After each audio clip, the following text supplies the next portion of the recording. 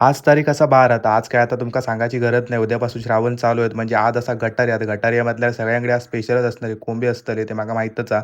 मग पप्पांका हवे होते 4 कोंबडी त्यांका देवगडाक मित्राक नेऊचे होते. त्यानंतर एक कॅन्सल झालं होतं. एका जरा डोक्यात ताप येलो जरा नुकसान झालं ना त्याच्यामुळे.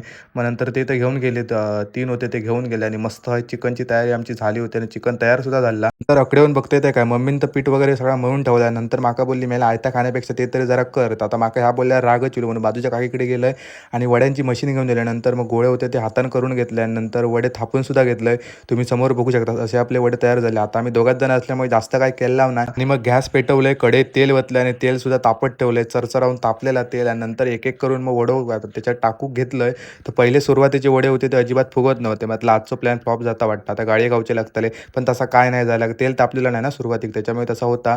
मग नंतर तुम्ही बघू शकता एकदम जबरदस्तच वडं फुगलेलो. कधी-कधी माका असं वाटतं की मा कोणाची गरजच नाही. कारण तुम्ही काय हो काम सांगा माझ्या तोंडाक नायरी नसतात. काय हो जरी सांगलं असतं तरी माझी करण्याची तयारी असता. असो त्याच्यानंतर आपले मग वडे तर तयार झाले आणि भाई ह्या बघून माझ्या तोंडाक जा पाणी सुटलेला आणि ह्यो एक वडो सगळा झाल्यावर कशाक ठेवतात माका माहीत नाही. आता मी केले तर मी पण ठेवलेलं आहे. आता पप्पांकडे आम्ही लय वेळ करताना बघितलेलं आहे. मग नंतर मस्तपैकी चिकन घेतले. आतमध्ये एक अंडा सुद्धा होता. कांदो बिंदो कापलाय सगळं हाणलं आणि फडसो पाडलंय.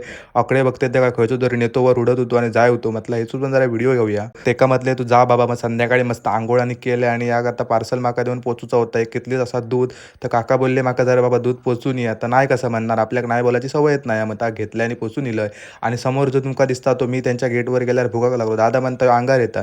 मी म्हटलं अरे येऊन द्या अंगार. अंगार बोलतो त्याका घेईन बरोबर मी शिंगार असा म्हटलं आणि त्यानं पळ काढले. आता बोलणं आणि करण्याच्यात लय फरक आहे. व्हिडिओ आवडला असेल तर नक्की लाईक करा, सबस्क्राईब करा. इंस्टाग्रामवर बघित असाल तर फॉलो करा.